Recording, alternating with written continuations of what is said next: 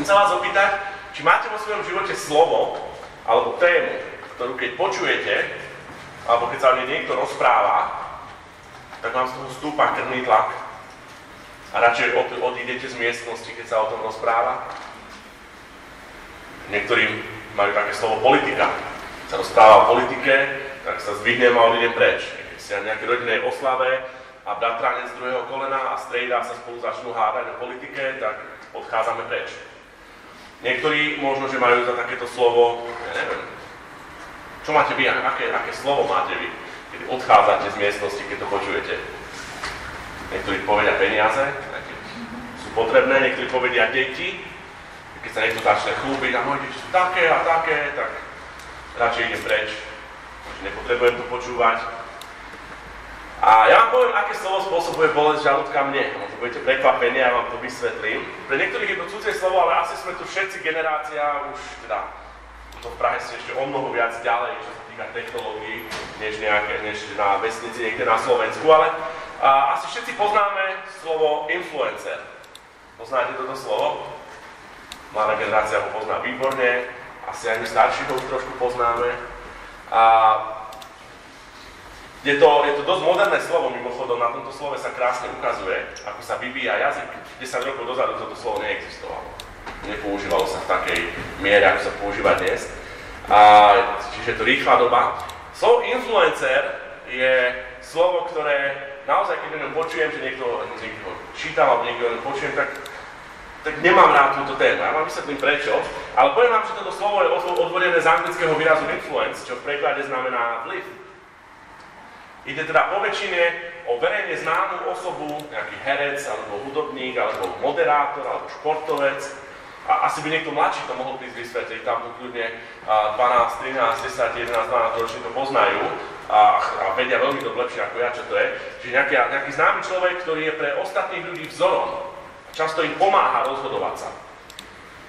Aby sme si nemysleli, že to musí byť len športovec alebo hudobník, dnes každé tretie dieťa, alebo každý tretí mladý človek do 15 rokov by chcel byť influencerom. Čiže nemusíte byť len športovec, ale influencer môže byť v dnešnej dobe takmer každý. Hoci kto, stačí mať niektorú zo sociálnych sietí, Instagram, Facebook, alebo TikTok, alebo neviem, či už dneska je niečo nové. Myslím, že TikTok je to najnovšie teraz však. Musím sa v tom orientovať. A keď tam má veľa ľudí, ktorí ho nasledujú, ktorí ho sledujú, tak sledujú to, čo tam dávate, čo tam píšete, a vy tak máte vplyv na týchto ľudí. Čiže dáme tomu, že nejaký známy človek na Instagrame má 150 000 ľudí, denne tam pridáva nejakú fotku, buď so svojím tréningom, alebo nejakým motivačným citátom, alebo propaguje nejaký výrobok a tým ovlivňuje tých 150 000 ľudí, ktorí ho sledujú. Či už tomu, aby trénovali ako on, alebo aby si kúpili nejaký výrobok, alebo ho aj on používa, alebo aby mali rovnaký účes, ako má on, alebo išli na rovnaké miesto na dovolenku, na akom je on.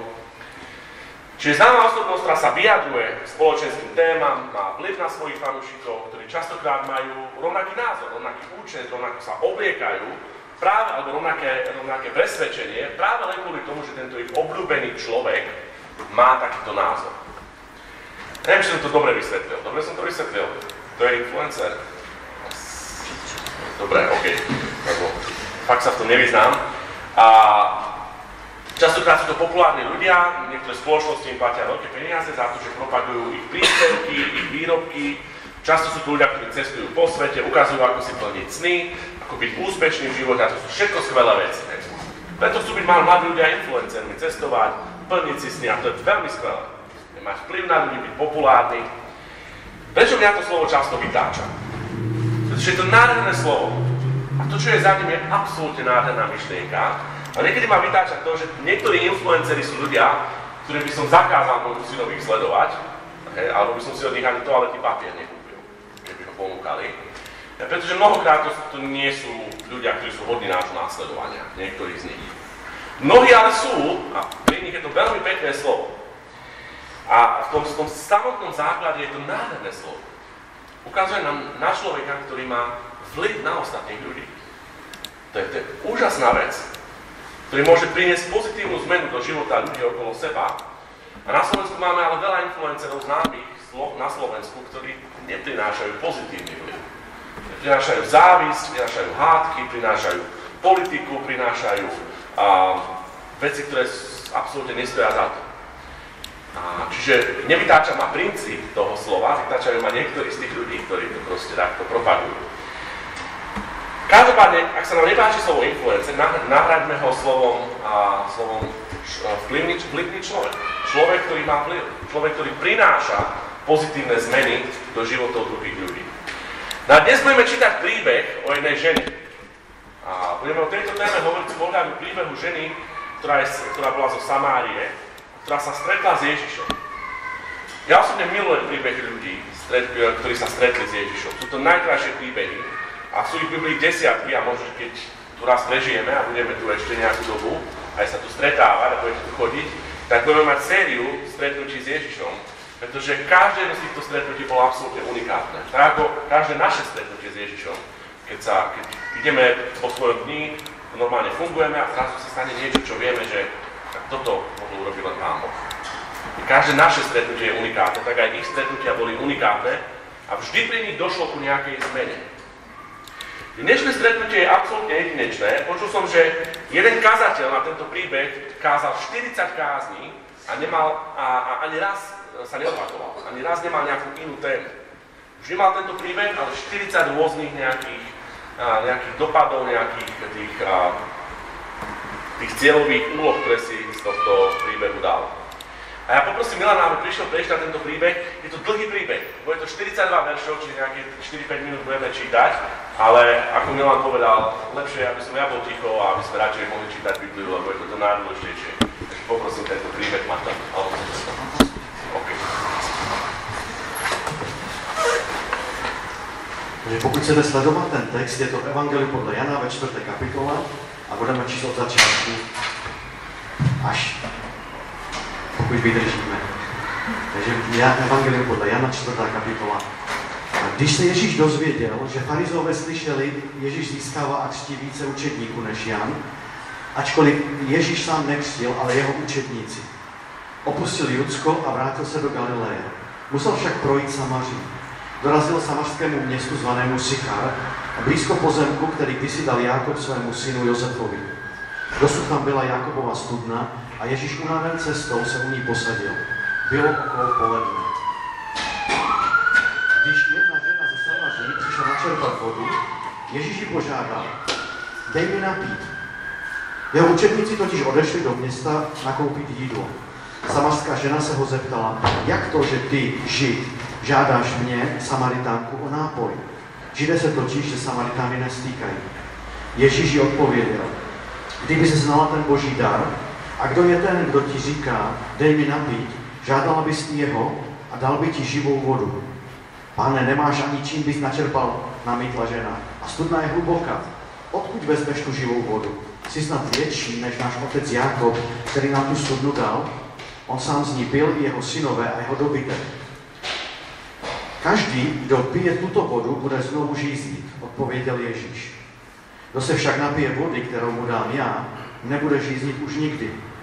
Voda, kterou mu dám, se v něm stane pramenem vody, tryskající k věčnému životu. Pane, dej mi tu vodu, řekla žena, ať už nežízním a nemusím sem chodit čerpat. Jdi, zavolej svého muže a přijď sem, řekl Ježíš. Nemám muže, odpověděla žena. To si řekla pravdu, že nemáš muže, řekl Ježíš. Měla si totiž 5 mužů a ten, kterého máš teď, není tvůj muž. To jsi řekla pravdu. Pane, vidím, že jsi prorok, odpověděla žena. Naši otcové uctívali Boha na této hoře, vy ale říkáte, že místo, kde se má uctívat, je v Jeruzalémě. Ženo, řekl Ježíš, věř mi, že přichází chvíle, kdy nebudete uctívat Otce ani na této hoře, ani v Jeruzalémě.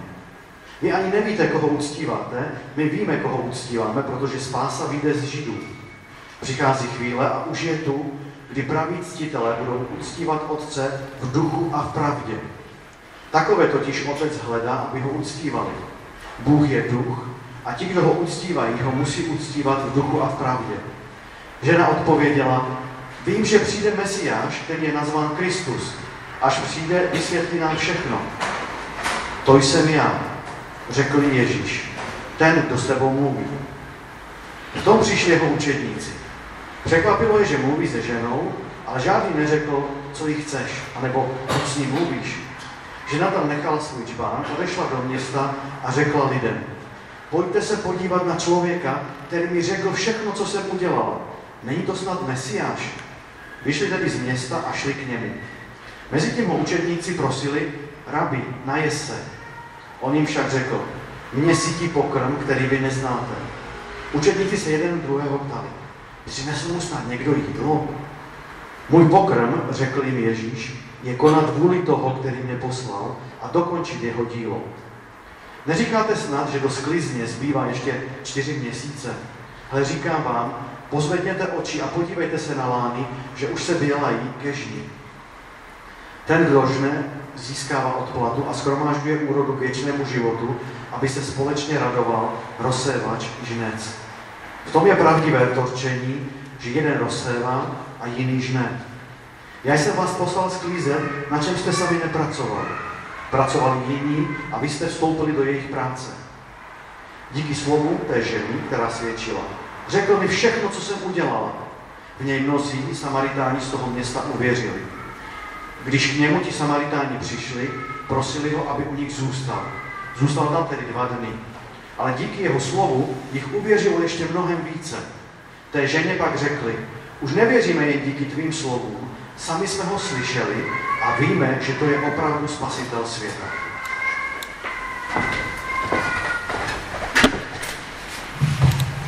Ďakujem. Práve som zistil, že tento mikrofón nie je počuť v detskej miestnosti, takže si musím zobrať druhý. Zopakujeme ešte raz úvod? Asi nie. Nádherný príbeh a dostaneme sa k nemu o chvíľu, ale chceme hovoriť o vlive. Chceme hovoriť o tom, sme v kostole, my nechceme hovoriť o tom, ako máme zmeniť návyky v cvičení ráno, aj keby sa nám to zišlo. Ani nebudeme hovoriť o tom, ktorá zubná pasta je najlepšia, aj keď to vieme.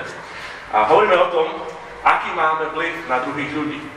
Aký máme vplyv na druhých ľudí ako ľudia, ktorí, niektorí, možno väčšina, možno nie všetci, ktorí sme kresťania, ktorí sme veriaci, ktorí veríme v Boha. Chceme hovoriť o tom, ako svojím životom môžeme vplývať na druhých ľudí. Ako môžeme prinášať ten Boží vplyv do ich životov, tak, že budú môcť vidieť, nie nás, ale budú môcť vidieť Boha v nás. Že budú túžiť po Bohu, že budú vidieť, že to, čo máme, je niečo, čo chcú aj oni. Že budú pozerať na nás a budú si hovoriť, tak tento človek má niečo, čo chcem aj ja. Chcem to zažiť, chcem to spoznať. Tak ako sme čítali ten posledný verš, mnohí uverili a povedali, že už nie len preto, že si nám to ty povedala, ale preto, že sme to zažili. Videli sme to v tebe, zažili sme to a chceme to mať aj my. Môže sa nám to zdá strašne komplikované. Ako môžeme my, obyčajní smrteľní ľudia, tu žiť nejakým spôsobom, alebo žiť tak, že zrazu ľudia z nás budú vnímať Boha, budú vidieť, že tento človek je kresťan, z toho, čo hovorí, z toho, čo ako sa správa, z toho, aké má postoje, aké má myšlienky, z toho, aké má slova.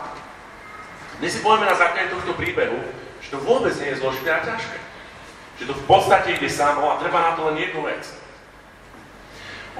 Zoberme si ale slovo vplyv úplne všeobecne, teraz mimo kresťanstva. Mať vplyv na druhých ľudí nie je jadrová fyzika. Nie je to nic, čo je ťažké.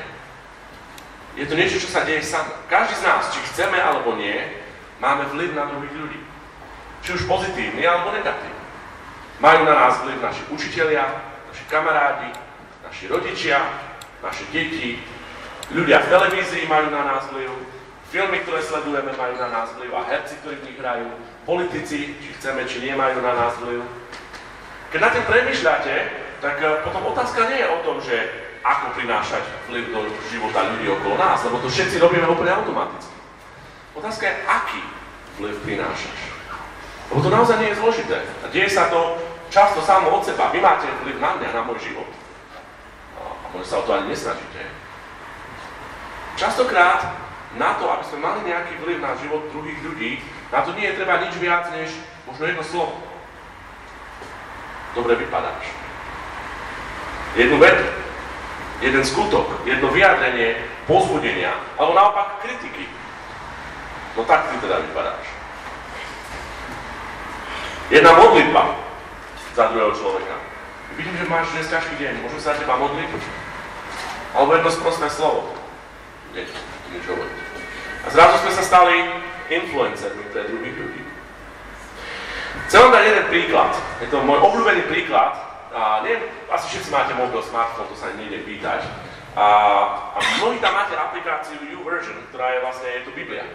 Koľko máte Bibliu v mobile? Asi viacerí. Asi všetci máte túto YouVersion, však predpokladám.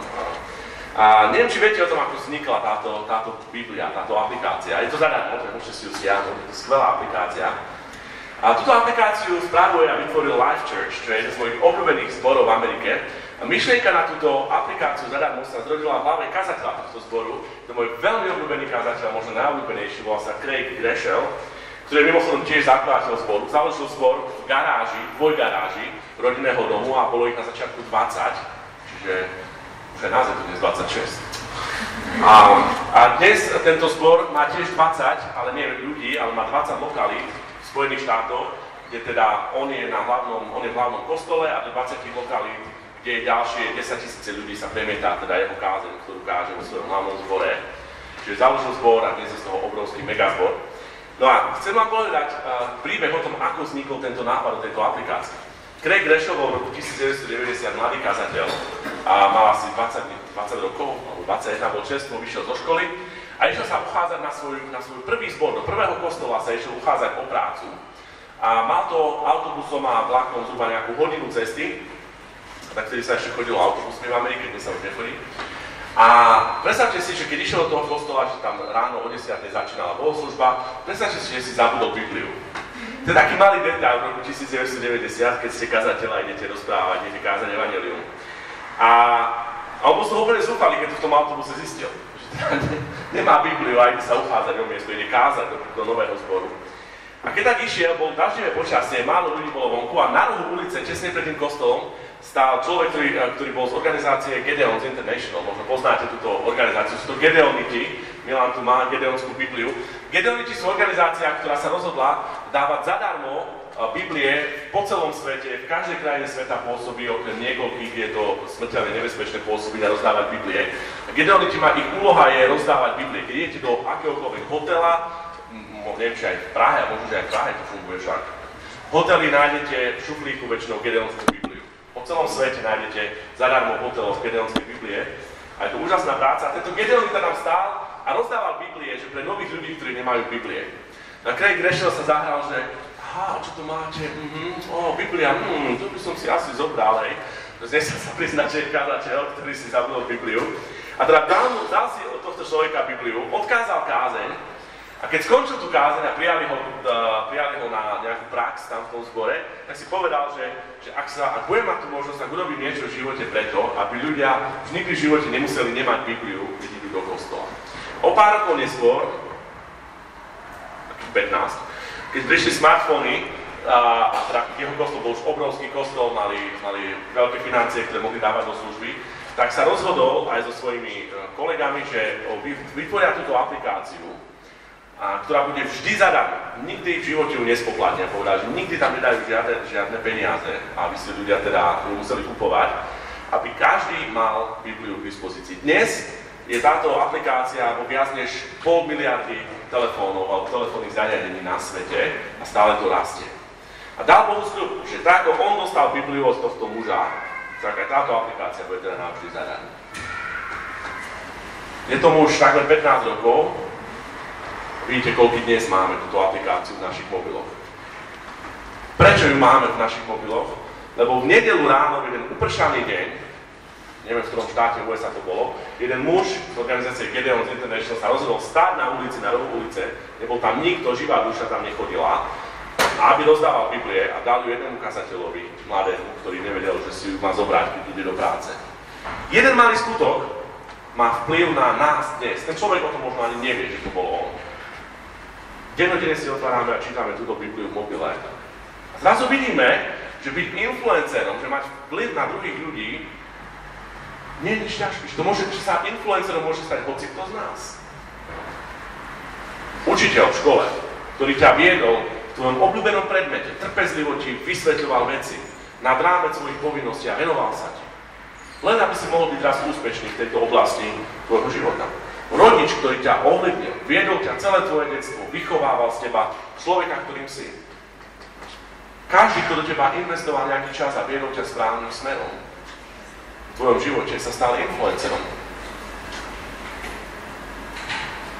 Kazateľ, ktorý sa ti venoval, ktorý s tebou čítal Bibliu, mal s tebou skupinky, viedol z teba a vychoval z teba kresťan. Ja sa chcem vás opýtať, povedzte si to možno sami v sebe a môžem aj nahlas povedať, kto vás najviac ovlivnil vo vašom živote? Môžete nahlas povedať pár, jedno meno, alebo jedno slovo, nemusíte hovoriť meno, už to nebudeme poznať. Kto to bol? Roman, OK. Vieme, co je. Pán Ježiš, OK, to je to. Už sme tak vysoko. Je tu niekto, koho pozitívne ovlivnili rodičia? Super. Starí rodičia? Má niekto dedečka, babičku? Ja, výborné. Učiteľ v škole? OK, dobre. Tu je jeden. Nejaký tréner nejakého športu? Ste tam? Koľko z nich boli celebrity? Bola babička alebo dedeček, mal 150 000 followerov na sociálnych sieťach? Ani učiteľka, možno ste boli jediní, ktorí ste ju mali radi, hej? A nikto iný. Vaši rodičia, možno neboli známi ľudia. V Biblii čítame niekoľko textov a súvisia aj s názvom nášho kostola, voláme sa Svetlo Prahy. A Ježiš hovorí, niekoľko vecí v kázni návrh hovorí, ste soľou zeme. Ste svetlom sveta, ste mesto na vrchu, ktoré sa nedá schovať, ako sa povie v češtine. Mesto na vrchu, ktoré sa nedá skryť, schovať, ukryť. Čo robí soľ? Koľký z vás milujete jesť jedlo bez soli? Skúste si to niekedy. Nedá si žiadnu soľ, súl. Skúste si neposoliť jedlo. Keď si dáte na jedlo súl, tak je to asi dosť veľký rozdiel, že? Chuťovo. Ste jedli ste už neochutené maso, bez žiadneho korenia, žiadna sláva. Soľ, alebo teda súl, zachováva, očisťuje, ochucuje. Keď naložíte maso do soli, tak vydrží niekoľko týždňov a mesiacov. Čerstvé. Ježiš ďalej hovorí, si svetlom sveta. Si mestom na vrchu, ktoré sa nedá ukryť. Svetlo, na čo je svetlo? Je svetlo na to, aby sme ho schovali? Není. Svetlo je na to, aby sme vďaka nemu videli. Svetlo má vplyv na všetko okolo, na naše oči, na to, ako sa hýbeme v prostoru. Či zakopnete maličkou o postel. Poznáte to? Je najväčšia bolesť na svete. Keď idete z postele a malým prstom na nohe zakopnete o postel. Či zbadáte v tme nejakú prekážku, alebo sa potknete. Či uvidíte zlodeja, nejakého zlého človeka, ako sa krčí vo tme niekde pri rohu budovy a chce vás okradnúť. Chce vás okrásť. Svetlo môžete schovať, ale je vám vtedy absolútne na nič. Ak nie je viditeľné, není na nič. Mesto vysoko na kopci. Prečo sa stavali mestá vysoko na kopci? Aby ich bolo z dálky vidieť. Aby bolo veľmi jasné, že to mesto tam je. A Ježiš teda doslovne hovorí týmito slovami, ste soľ, máte vplyv, bez vás to proste nebude ono. Ste svetlo, musí vás byť vidieť. Ste mesto na vrchu, musí byť vidieť, že kto ste. Ježiš veľmi jasne hovorí, že ostatní môžu vidieť to, čo robíte, dokonca musia. Vy sa ako kresťania nemáte schovávať niekde v kláštoroch a zavrieť sa, aby vás nebolo vidieť. Niekedy to má zmysel v niektorých funkciách, ale vaša úloha je byť viditeľný. Vidieť vaše skutky, vaše správanie, vaše slová, ktoré hovoríte, a vy musíte mať vplyv. Ostatní môžu cez tento váš vplyv vidieť Ježiša Krista. A Ježiš hovorí, tak nech svieti vaše svetlo, svieťte v tomto svete, aby ľudia videli Boha, ktorý je vo vás, a videli to, ako On vo vás pôsobí, a vzdávali slávu ne vám, ale Bohu. To je absolútne, pre mňa je toto najfascinujúcejšia myšlienka Bible, že ľudia môžu pozrieť na môj život a ak žijem tak, ako mám, tak môžu vidieť Boha a oslavovať Boha za to, ako ja žijem. Ja som nikto, ale vo mne môže byť viditeľný Ježiš Kristus. Čítali sme príbeh zo 4. kapitoly Jana. Je to príbeh o žene, o ktorej by si nikto v živote nemyslel, že bude influencer. Že bude mať na niekoho vplyv. Viacej si povieme k tomuto príbehu za chvíľu, ale chcem niekoľko vecí predtým o tomto príbehu povedať. Prvá vec, ktorá je strašne dôležitá, je, že Samaritáni, v češtine sa to povie Samaritán, Samaritáni a Židé sa nenávideli. Absolútne sa nenávideli. Dôvody boli historické, teologické, síce boli obe skupiny, vychádzali zo židovstva, čo sa týka viery, ale boli medzi nimi obrovské praktické rozdiely, ktoré sme videli aj v tom texte. Žena hovorí, no naši hovoria, že Boha môžeme oslavať len na tomto vrchu. A Židia hovorili, že Boha môžeme oslavať len v Jeruzaleme v chráme. A už klasická teologická bitka. Nenávideli sa tak veľmi, dám vám príklad, že Židia radšej udelali 60-kilometrovú okliku, aby obišli Samáriu cez rieku Jordán, než aby sa mali pošpiniť tým, že pôjdu cez územie Samárie. Tak strašne im nenávideli. Druhá vec, ktorú potrebujeme vedieť, je, že muži sa so ženami nestretávali. Učeníci sa pýtajú, Ježiš, ty si sa stretol, rozprával s touto ženou? Proste sa nerozprávali. Spoločensky, historicky to bolo veľmi divné, aby muž len tak oslovil cudziu ženu a aby sa spolu rozprávali. Bolo to veľmi netradičné stretnutie, ktoré tu prebiehalo, a to aj vzhľadom na minulosť tejto ženy. Čítame, že táto žena sedela pri studni na práve poludne. Na obed, ve 12:00. Neviem, koľko ste boli v Izraeli, ale v Izraeli väčšinu roka o 12:00 nechcete byť vonku. Páli tam sluníčko, je tam strašne horko. Ľudia si chodili pre vodu ráno, alebo pozdie večer, keď bol chlad. Kto chodil pre vodu ve 12:00, když bylo horko? Ten, kto sa hanbil. Ten, kto nechtel, aby ho ostatní ľudia videli. Táto žena sa mala za čo hanbiť. Za chvíľu si o tom poviem. Chcem sa zamerať na dve veci, ktoré sa tam udiali. Bol to jeden rozhovor, ktorý asi netrval veľmi dlho. Rozhovor Ježiša s touto ženou. A Ježiš veľmi významne ovlivnil život tejto ženy. Je zjavné, že jej život bol v obrovskom neporiadku. Čítame, že koľko mala mužov, alebo ako to tam bolo? 5 alebo 6? Že mala si 5 a tento je 6, ale ešte ani tento nie je tvoj muž.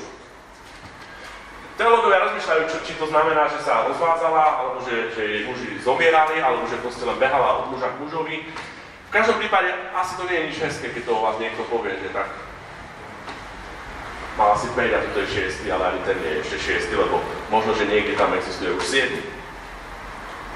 Behala od muža k mužovi, mala zlú reputáciu. Niektorí tvrdia, že to bola prostitútka, niektorí tvrdia, že to bola žena, ktorá nemala inú možnosť, len proste, aby finančne nejaký muž sa snažil zastrešiť, lebo nemala príjem, nemala financie. Naberala túto vodu na poludne, pretože sa hanbila, aby ju ostatní nestretli. Ježiš k nej prišiel a začal sa s ňou rozprávať. Všimnime si, čo urobil, ako priniesol ten vplyv do jej života, ako môžeme my prinášať vplyv do života ľudí. V prvom rade, všimnime si, že Ježiš jej preukázal úctu a rovnosť. Ježiš ju požiadal, daj sa mi napiť. To bola nepredstaviteľná myšlienka, aby niekto, aby muž, a ešte tomu prorok, žiadal ženu. Ona bola šokovaná. Pýta sa, ako to, že ty, Žid, žiadaš mňa, Samaritánku, aby som sa ti dala napiť? To je absolútne nemysliteľné. Nerozumela tomu, ako k nej mohol pristúpiť muž, cudzinec, ešte k tomu z nepriateľného národa. Nechcem dávať dnes nejaké príklady, aby som sa nikoho nedotkol, ale predstavte si, že kto by prišiel za kým? Ukrajinec by prišiel za Rusom. Alebo Pražák za Brňákom. Neviem, ako to funguje. Nedá sa to asi k ničomu dnes prirovnať, ako keby Severokorejec prišiel k Juhokorejcovi, alebo si úplne znepriateľné národy. Ježiš jej prejavil úctu, požiadal ju, poprosil ju o niečo, pristúpil k nej, oslovil ju, nepovyšoval sa nad ňu. Ďalej Ježiš jej na to povedal, keby si vedela o Božom dare, a kto je ten, čo ti hovorí, daj sa mi napiť, tak by si ty jeho požiadala, aby ti on dal živú vodu. A Ježiš jej pomaličky začína vyjavovať to, čo je naozaj najdôležitejšie, tú duchovnú pravdu, že on je ten, kto prišiel zachrániť ľudstvo. On je Boží syn, on je Boh, ktorý prišiel na túto zem. A tým jej preukazuje lásku.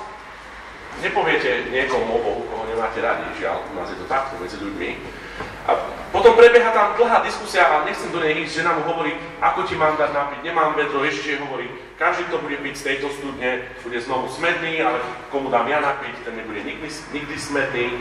Hej, je tu tam dlhá debata a nechcem to rozoberať. Chcem len, aby sme si všimli tú vec, že žena bola ohúrená, šokovaná z toho, čo jej Ježiš hovoril. A nie kvôli slovám, ktoré jej hovoril, ale kvôli tomu, ako ju vnímal. Ježiš chcel šíriť svoj vliv a vliv svojho Otca, Pána Boha, do života tejto ženy a začal s tým, ako k nej pristupoval. Ľudia v tej dedine, alebo v tom meste, o nej všetci hovorili. Všetci ju poznali, mala úplne hroznú reputáciu. Ženy hovorili svojim mužom, než sa s ňou budeš mluviť, než ťa s ňou uvidím. No. Muži si o nej možno hovorili, že tak tá už bola aj s tým, aj s tebou, aj s tým a tak ďalej. A videli ju ako skazenú ženu, ktorá nič nemôže ponúknuť. Ježiš ju videl ako osobu, ktorá potrebuje pomoc. Ktorá potrebuje jeho samotného, ako ženu, ktorú jeho Boh, Otec miluje. Kto ho vie, prečo táto žena bola taká, aká bola? My veľmi málo kedy premýšľame nad tým, že prečo sú veci tak, ako sú. Asi mi dáte za pravdu, že nikto nejde do manželstva s tým, že sa chce rozviesť. Vstupuje niekto do manželstva s tým, že tak sa teším, až sa rozvedieme. Nikto nejde do manželstva s cieľom mať ďalších 6 mužov. Proste niečo sa stalo. Ježiš nad tým premýšľal.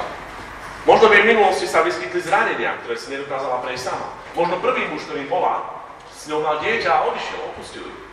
Ona sa snažila vychovávať dieťa v kultúre, ktoré bolo nesmierne ťažké vychovávať dieťa bez príjmu, preto zháňala muža jedného, druhého, tretieho, aby sa o ňu niekto postaral, ale o jej dieťa.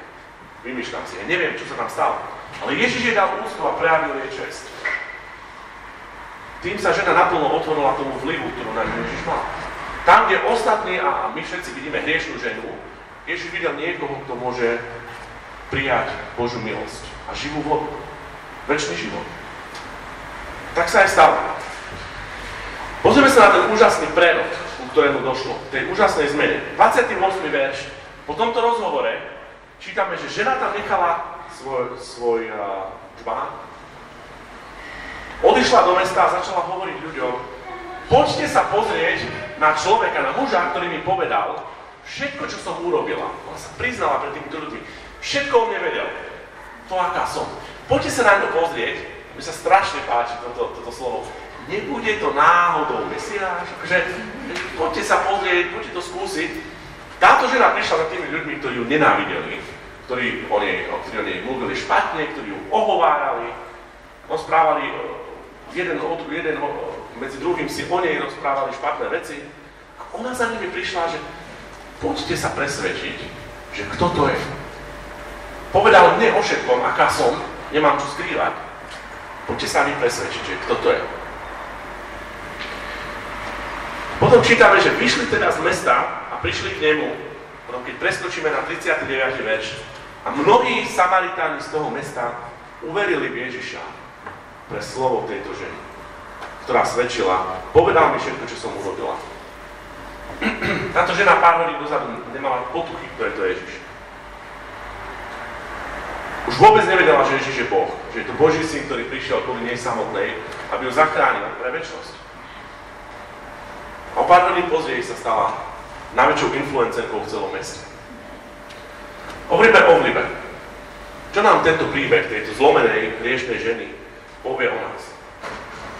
A sú tu dve veci, ktoré chcem, aby sme si odniesli dnes a už ideme na tú aplikáciu. Prvá, veľmi dôležitá, chcem to povedať nám všetkým a sebe samému, nikdy nemôžeš dať to, čo v tebe nie je. Nikdy nemôžeš druhému odozdať to, čo v sebe sám nemáš.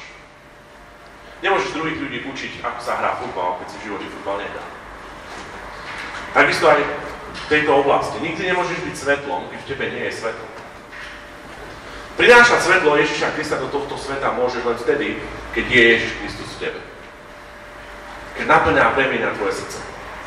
To nehovorí nič o skutkoch, to nehovorí nič o dokonalosti, to nehovorí absolútne nič o svetosti, o tom, že nikdy nezhrešíš, že nikdy neurobíš chybu, vôbec nie. O tomto nie je kresťanstvo.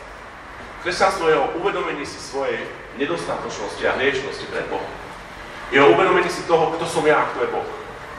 Je o uvedomení si toho, že Boh nás mohol nechať žiť v našej prázdnote a a v našom hriechu a neurobil to. Je to uvedomenie si toho, že Boh sa stal človekom, prišiel na túto zem v Ježišovi Kristovi, vzal na seba náš trest za naše hriechy a zomrel na kríži za nás.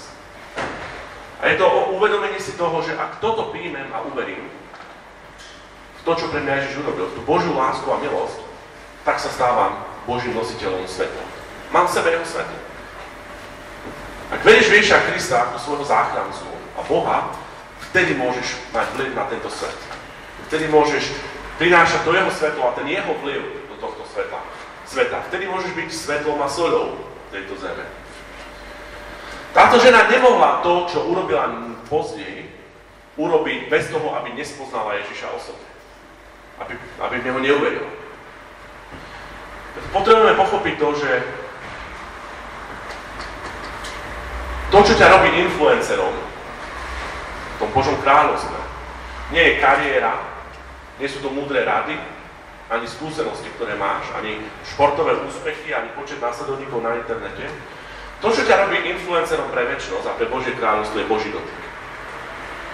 Ak si ho zažil, ak si prežil zmenu, ktorá prišla skrze Krista, ak si sa s ním stretol, ak je to tvoj Pán a Boh, tak si influencer, či chceš, či nechceš. Môžeš prinášať jeho vplyv do životov druhých ľudí. Pozrieme sa na túto ženu. Stretla sa s Kristom, spoznala, kto je Kristus, zažila milosť, zažila jeho dotyk, zažila jeho prístup. Bola zmenená a utekala a povedala všetkým, čo zažila. A volala ich ku Kristovi. Nech skúsia, či to náhodou nie je Boží syn, či to nie je ten, ktorého čakajú. A nie je to úžasné. Toto môžeš byť ty, to máš byť ty. Ak si už zažil Krista a uveril si v Neho, teraz je tvoja úloha svietiť. Byť soľou, byť svetlom, byť mestom na vrchu, neschovávať to. To je to, o čom bol ten krst. To je to, čo si urobil ty. Vo štvrtok. Bolo všetci jasne videli, ktorí tam boli, že ty si sa stal kresťanom, že si uveril Ježiša Krista. A môžeš to robiť cez slovo, cez skutok, aký si urobil ty, že si sa dal pokrstiť, cez lásku, cez to, že načúvaš niekomu, cez to, že niekomu dobre poradíš správny čas, cez to, že niekoho objímeš vtedy, keď to potrebuje a nepovieš ani slovo. Môžeš to robiť tak, že niekomu pošleš SMS-ku, ešte sa dneska posielajú, alebo na Messenger, alebo WhatsApp, pošleš niekomu správu, lebo vieš, že má ťažkosti. Môžeš to robiť tak, že spíhneš telefón a niekomu zavoláš a prejavíš mu lásku a pozornosť. Môžeš to urobiť cez čokoľvek, cez akúkoľvek malú vec. Môžeš prinášať Kristov vplyv do životov ľudí okolo teba.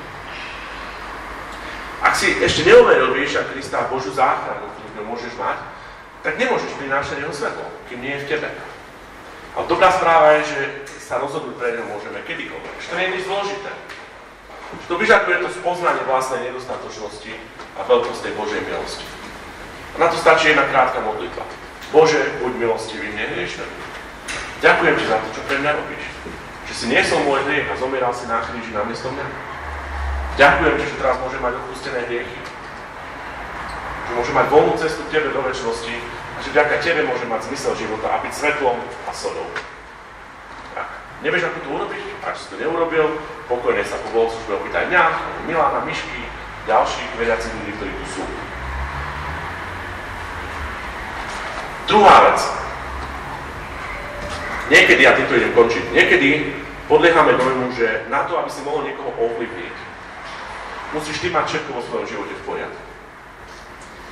Ak ja chcem prinášať vplyv druhým ľuďom, musím mať skončenú školu, musím mať titul, musím minimálne už mať predikované deti, musím mať dobrú prácu, dobrý príjem, musím toto zvládať, nesmiem kričať, nesmiem sa hnevať, musím byť dobrý športovec, musím dobre vypadať, a minimálne ako ja, a mnohé ďalšie veci. Toto nie je pravda, tento príbeh nám na to ukazuje, že nemusíš mať svoj život v poriadku a všetko v ňom zvládnuté, aby si sa mohol stať influencerom a človekom vplyvu. Tam, kde si teraz, jeden skutok lásky, jeden moment milosti, jedno správne slovo povzbudenia, jedno objatie, jedna SMS-ka, ani netušíš, ako ťa Ježiš môže použiť na to, aby si niekoho ovplyvnil a priniesol mu Božiu lásku. Nemusíš mať všetky odpovede na svoj život. Nemusíš mať teologické vzdelanie, nemusíš mať dokonale zvládnutý život. Musíš zažiť jeho milosť a jeho dotyk, jeho lásku, tú jeho živú vodu. To je všetko. Všimnime si, že táto žena nemala v živote absolútne nič v poriadku. Nevedela poriadne, kto je jej manžel. Nevedela poriadne, s ktorým mužom je dnes. Mala úplný chaos v živote. Napriek tomu sa stala človekom vplyvu, lebo zažila zmenu. Zažila Ježišov dotyk. Boh si môže použiť teba a mňa, si použil túto ženu. Jedno slovo, jeden moment, jedna veta, jeden skutok. Aj keď nevieš, či zajtra pôjdeš do školy a do práce. Aj keď nevieš, ako sa zajtra zobudíš. Ježiš si nepoužil internetovú hviezdu, ani športovca lokálneho, tam nejakého mali, ani celebritu. Použil si ženu, ktorej meno nepoznáme, ktorá mala ohromne pokazený život. A niekoho to bol premenený Ježišom. A ona ovplyvnila mnohých z nás. Tak ako ty a ja máme vplyv. Máme obrovský vplyv na ľudí okolo nás. Od momentu, kedy Boh stvoril Adama s Evou, nastala možnosť ovplyvňovať jeden druhého. Dobrému alebo k zlému. To je dôležité si povedať. Adam s Evou to nejako veľmi nezvládol. Úplne na záver chcem skončiť mojim obľúbeným, možno najobľúbenejším biblickým veršom z Rímanom 14.7. Keď sa vás niekto bude pýtať, aký je môj najobľúbenejší biblický verš, tak je to Rímanom 14.7. Chcem, aby ste to zapamätali. Lebo nikto z nás nežije sebe samému a nikto z nás sebe samému neumíra. Nikto z nás sebe samému nežije, nikto z nás neumiera sám pre seba. To hovorí o vplyve. Nikto tu nie je sám pre seba. Nikto tu nežije len tak, oddelený od ostatných. Však keď zomrieme, tak budeme ovplyvňovať druhých ľudí. Každý z nás môže priniesť do života ľudí pozitívny, uzdravujúci vplyv, lásku, radosť, požehnanie, Božie svetlo, ale zároveň každý z nás môže vytvoriť životom ľudí okolo nás totálny chaos. Priniesť tam zlo, anarchiu, neporiadok, kritiku. Toto si musíme uvedomovať. V Biblii sa píše o kráľovi Acházovi v Starom zákone, ktorý čítame, že robil veľmi zlé skutky. Bol to absolútne hrozný kráľ. A čítame o ňom, že kráčal v šľapajách svojich rodičov Achaba a Izabel. Jeho rodičia boli zlí ľudia. Mali vplyv na svojho syna, ktorý bol takisto veľmi zlý človek. Poviem vám jednu hrôzostrašnú myšlienku pre mňa. A to je, neviem, či je to dobré zakončovať hrôzostrašnou myšlienkou. Ale sila vplyvu je v tom, že on žije ďalej, aj keď my už tu nebudeme. Dávno po našej smrti budú na tejto zemi ľudia, ktorí životy sme ovplyvnili. A náš vplyv bude žiť z nich. Niektorí ste hovorili, stará mama, starý otec, babička, dedeček vás ovplyvnili. Už to nie sú, ale ich vplyv stále funguje. Možno to bude pokračovať v ich deťoch a v deťoch vašich detí a vo vašich deťoch. Keď nikto z nás nežije sebe samému a nikto z nás sebe samému neumiera. Koľko ľudí svojho života, ktorí tu už nie sú, ťa ovplyvnili, stále ku tebe prehovárajú skrze životy, skrze to, čo ti povedali, skrze svoj vplyv, ktorý mali v tvojom živote. Ja vás chcem pozbudiť veľmi k tomu, aby sme s týmto vedomím žili a žili svoj život. S vedomím, že môžeme byť svetlom Ježiša Krista pre ľudí na tejto zemi. A môžeme prinášať na túto zem pokoj, lásku, milosť, odpustenie, samotné evangelium, samotného Ježiša Krista do života ľudí. Ale takisto môžeme byť pre ľudí v našom živote tmou a ľuďmi, ktorých už nikdy v živote nebudú chcieť stretnúť. Myslíme na to, že o mnoho jednoduchšie je prinášať ten pozitívny vplyv vtedy, keď sme ešte nažive. Je to o mnoho jednoduchšie, než keď tu už nebudeme.